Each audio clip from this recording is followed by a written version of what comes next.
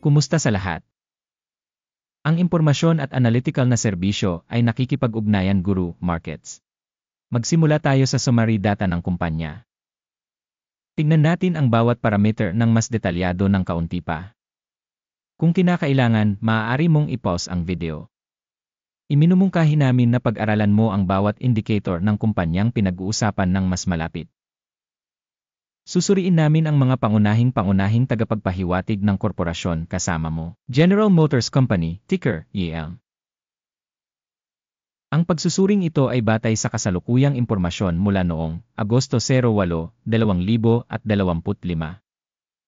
Sa pamamagitan ng pag-uri Guru Markets Corporation General Motors Company na bibilang sa subkategory. Autoprom, 11 kumpanya ang nakikibahagi sa pagsusuri.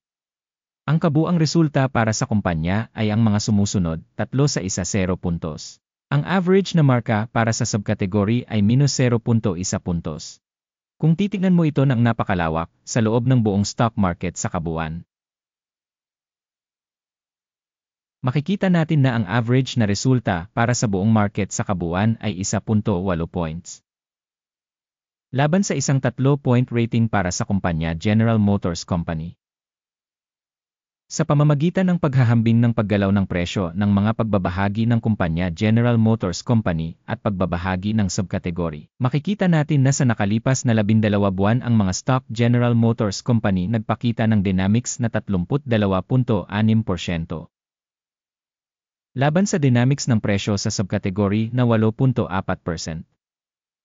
Market capitalization ng kumpanya General Motors Company nagkakahalaga ng $50.42 bilyong dolyar. Na may market capitalization na $493 bilyon, ang subkategory ay nagkakahalaga ng $1.5 bilyon. Ang halaga ng libro ng kumpanya ay $66.33 bilyon. Ang capitalization ng libro ng subkategory ay $531 bilyon. Sa paghahambing ng mga bahagi ng stock exchange at halaga ng libro, makikita natin ang mga sumusunod. Inookupahan bahagi General Motors Company sa subkategory kapag tinatasa ang stock market capitalization ay 10:23 minuto 4%. Ang book capitalization ay 12.48%. Pagtatasa ng market share ng kumpanya at halaga ng libro sa subkategory, mabuti 1 puntos. Ang mga obligasyon sa utang ng kumpanya ay nagkakahalaga ng $136.013 bilyon. Ang utang sa halaga ng libro ay 205% ng kapital. Ang resulta para sa antas ng mga obligasyon sa utang ng kumpanya, napakasama, -2 puntos. Ang stock market value sa profit ratio ng kumpanya ay 7.7. Average sa subkategory 11. Pagsusuri ng presyo sa merkado ng kumpanya sa ratio ng tubo kumpara sa mga kumpanya sa subkategory, mabuti 1 punto. Ang tubo sa huling 12 buwan ay $6,531 milyon. Ang inaasahang tubo para sa susunod na 12 buwan ay inaasahang magiging $9,250 milyon. Pagtatasa ng inaasahang mga tagapagpahiwatig ng kita sa hinaharap kumpara sa subkategory, mabuti, 0.5 puntos. Ang ratio ng halaga sa kita ng kumpanya ay 0.3. Ang average para sa subkategory ay 0.5. Pagsusuri ng presyo ng palitan sa ratio ng kita kumpara sa mga tagapagpahiwatig sa subkategory, mabuti, 0.5 puntos. Ang kita sa huling 12 buwan ay $187,640 milyon. Ang inaasahang kita para sa susunod na 12 buwan ay inaasahang magiging $242.7 bilyon. Pagtatasa ng inaasahang mga tagapagpahiwatig ng kita sa hinaharap kumpara sa mga tagapagpahiwatig sa subkategory, mabuti, 0.5 puntos. Ang margin ng benta ay 3.5%. Na may average para sa subkategory na 4.4%.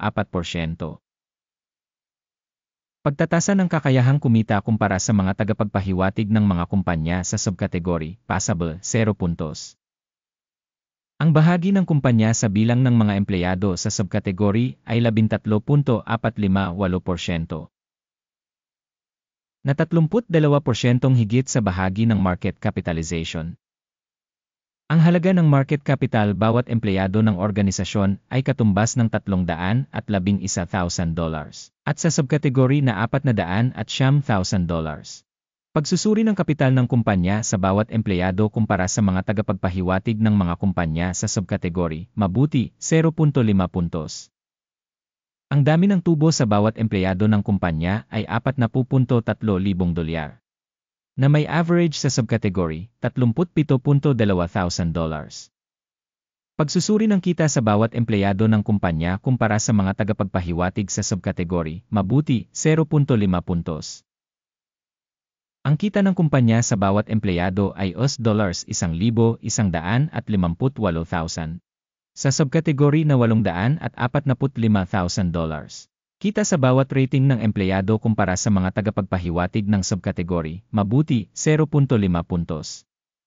Ang dami ng maikling transaksyon ay 2%, na may average para sa subkategory na 1.4%. Tagapagpahiwatig Res 14 na nagpapakita ng antas na 54% para sa kumpanya General Motors Company. Sa subkategory, ang RC level 14 na ay 50%. Ang kasalukuyang presyo ng pagbabahagi ng kumpanya ay nasa paligid ng $52.74. Ang pagtatantya ng presyo ng pinagkasunduan para sa mga pagbabahagi ng kumpanya ay nasa paligid ng $56.51. Tingnan natin ang talahanayan ng mga order na magagamit mo, link sa nakapin na komento. Ang talahanayan ng pagkakasunod-sunod ay naglalaman ng lahat ng mga desisyon na naunang ginawa ngayong season ng Sistema ng Impormasyon sa Pagsusuri, Guru Markets. Ang pag-access sa talahanayan ng order ay ganap na libre at bukas, link sa nakapin na komento. Batay sa pagtatasa ng mga mahalagang papel ng kumpanya General Motors Company. Sistema ng Impormasyon at Sanggunian para sa pagsusuri ng stock Guru Markets, isang desisyon ang nagawa. Huwag magbukas ng order dahil ang kasalukuyang video ay isang pagsusuri. Isang malaking pasasalamat sa lahat para sa panonood hanggang sa dulo at para sa paggamit ng impormasyon at reference system mula sa Guru Markets.